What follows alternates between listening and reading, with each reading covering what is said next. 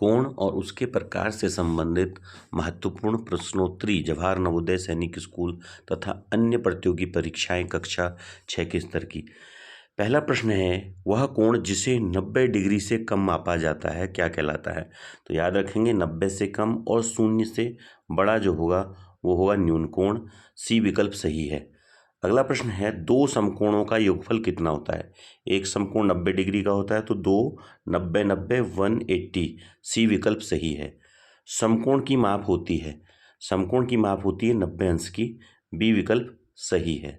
अगला प्रश्न है, यदि एक कोण 70 डिग्री का है तो उसका पूरक कोण क्या होगा? तो पूरक कोण ध्यान रखेंगे, पूरक कोण दो कोणों को मिला के 90 डिग्री होना चाहिए। एक 70 है तो 70 + 20 90, या 90 में से 70 माइनस कर लेंगे 20 आंसर आएगा। दो कोण जिनका योग 180 डिग्री है वह क्या कहलाते हैं? वो कहलाएंगे आपके दो कोण जिनका योग 180 डिग्री है। तो ये अब आप देख लेंगे इसमें क्या क्या ऑप्शन दिया है।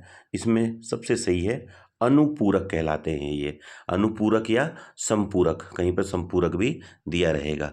अगला है, सीधी रेखा पर क्या कोण बनता है? तो सीधी रेखा पर सरल कोण बनता है। विकल्प डी सही है। 360 डिग्री का कोण क्या कहलाएगा?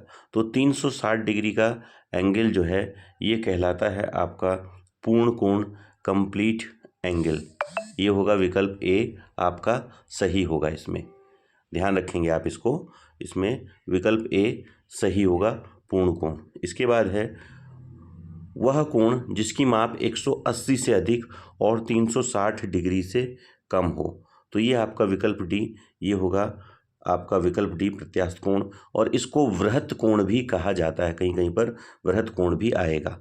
अगला है, घड़ी की सुइयों का 3 बजे जो है, अब 3 बजे आपको पता है 90 डिग्री का एंगल बनता है। सीधे इसको तुरंत करिएगा। विकल्प इसमें आपका सही रहेगा 90 डिग्री 3 बजे। इसके बाद अंतिम प्रश्न है, यदि दो कोण एक दूसरे के पूरक हैं और एक कोण 25 डिग्री का है तो दूसरा, तो 90 में से इसको माइनस कर लेंगे, आएगा आपका 65 डिग्री। तो ये होगा 65 डिग्री का कोण। विकल्प भी सही है। तो ये थी आज की महत्वपूर्ण प्रश्नोत्तरी। एक अन्य प्रश्नोत्तरी के साथ मिलेंगे आपको। धन्यवाद।